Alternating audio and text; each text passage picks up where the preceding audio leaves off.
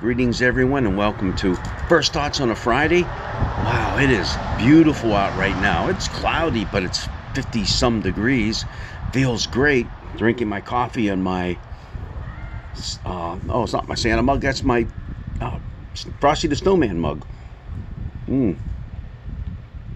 Well, I have to put my mug down and shoot Berta away because she's thinking that, hey, she can drink out of that mug right now. I don't think so, Cat. Anyhow, I think back to last Friday. Right about now, it was raining and it was warm. But in a matter of moments, it all changed to snow. And then the winds picked up.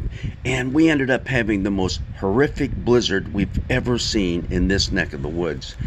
And it's been rather tragic. Nearly 40 people at this point died as a result of this storm. And they're afraid they're still going to recover bodies from snowbanks that haven't even been touched yet. So keep your prayers up for all those people for whom this Christmas was a very tragic one. And the story continues to unfold. Well, the story unfolded in the Gospel of Matthew, too. That's what we have today. And here's a part of it. A voice was heard in Ramah, wailing in loud lamentation, Rachel weeping for her children. She refused to be consoled because they are no more.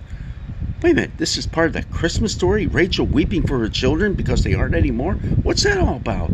Well, it's all about, you right, remember, the visit of the wise men. Yeah, the Magi from the east. They came and brought their gifts to Jesus.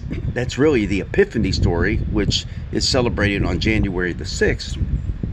But it's part of Matthew's Christmas story, and it's important that we read it whenever we're in the Gospel of Matthew, because, well, the beginning of his Christmas story is rather brief. Jesus was born, and they named him. What? That's all there is? No angels in the sky? No shepherds out in the field? No, that's Luke.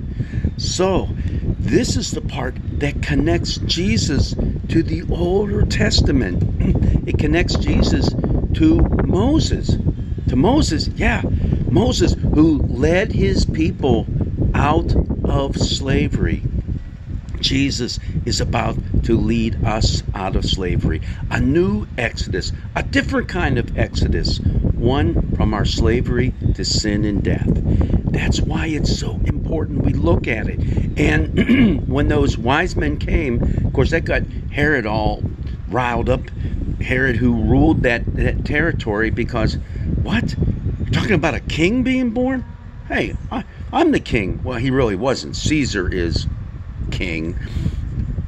But in that territory, Herod ruled, and he didn't want somebody bumping into his area, his stuff. Hey, this is what I do. So he said, hey, he really played it kind of interesting. He played it the ultra-religious guy. Oh, I want to worship him too. So when you find him, come back and tell me. Okay, we'll do that, Herod. And off to go the wise men. And of course, they get warned in a dream not to return. And that gets Herod all upset. And he orders all the children in that area under the age of 2 years old to be killed. That's why there's wailing and weeping. Now, we don't know exactly how many kids were killed. It's kind of hard to tell, but best estimates by a lot of scholars that there were about 20 male children of that age at that time. So we don't know. We just don't know. There are later legends that put the number even higher, in the tens of thousands, but that's pretty unlikely. But still, it's an event that is catastrophic. And we're reading this at Christmas time? Wait a minute. This is Christmas time when we give gifts to our kids, when it's all about joy and happiness and Santa. What? It's not about the Grinch? Well, yeah, it is about the Grinch. It's about Herod at this point. I'm just looking at this passage, the connections between the two Josephs. The two Josephs, yeah. The Joseph of the Old Testament and the Joseph of the Newer Testament. Yeah. The Old Testament Joseph, lots of dreams that he interpreted. The New Testament Joseph, a lot of dreams that he got from God that he had to interpret, and he interpreted them rightly. Isn't that interesting? The whole fact that they went to Egypt and it was out of Egypt that they came back. That ends our reading in the gospel. Isn't that fascinating too? There are two exoduses going on, the first one and the second one.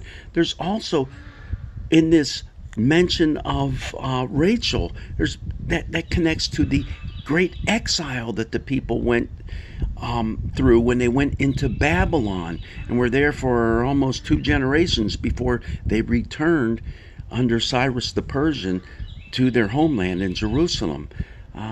Exile. Jesus and Mary and Joseph, refugees in exile down in Egypt to escape the wrath of Herod.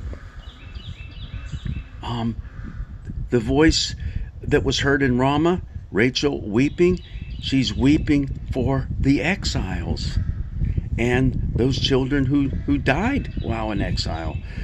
So there's all these connections. People are pretty sure, most scholars, as they look at the Gospel of Matthew, they wonder, okay, why is Matthew the first Gospel? Because really, Mark sets the pace for Matthew and Luke, and then John kind of does his own little thing, but it's a great Gospel. I love reading it. So why is it first? It's because of the quote after quote after quote from the Old Testament. And we have that going on today. There's 4 separate quotes that come from the Old Testament. Well, I'm going to put a little asterisk besides one of them when it gets to the very end, and it says, there he made his home in a town called Nazareth, so that what had been spoken through the prophets might be fulfilled. He will be called a Nazarene. Well, you know what? We have not found that scripture passage yet in the Old Testament. We don't know where it is. It must have been another writing that we don't have our hands on, but Matthew had access to. Although, the whole thing about being a Nazarene, Samuel was a Nazarene, Samson was a Nazarene. There's good evidence that John the Baptizer was probably a Nazarene. What do I mean by Nazarene? Well, they are people who are dedicated to God. Is that what they mean by Jesus? He will be called a Nazarene. Well, was he a Nazarene too? We don't know, because we don't have a lot of access to some of those early stories about Jesus before he began his ministry in full swing the last 3 years of his life. But all the stuff that goes on in this story, it's just incredible. It's part of the Christmas story that we need to read, because what it tells you and me, as I see it, is that Jesus is here. Emmanuel. That's part of Matthew's Christmas story just before this. God is with us. Yep, you'll call him Emmanuel, just like the prophet back in Isaiah said. But that means God with us through everything. He's a human being just like us. He lives like us. He experiences all this stuff, and he won't leave us. If you take a really close look at this lesson that we have this coming Sunday, you'll see that God was with Joseph and Mary from the beginning to the end, right? When they were called to leave and flee to Egypt, and then when they were called back out of Egypt, God was there with them. And very, very difficult times for them. God is with us through our difficult times as well.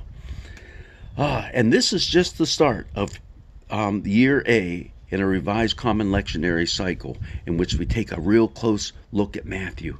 We've just started, and it's full of good stuff for you and for me. So, Merry Christmas.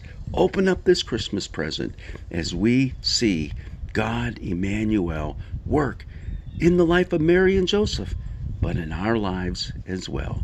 God's blessings be with you.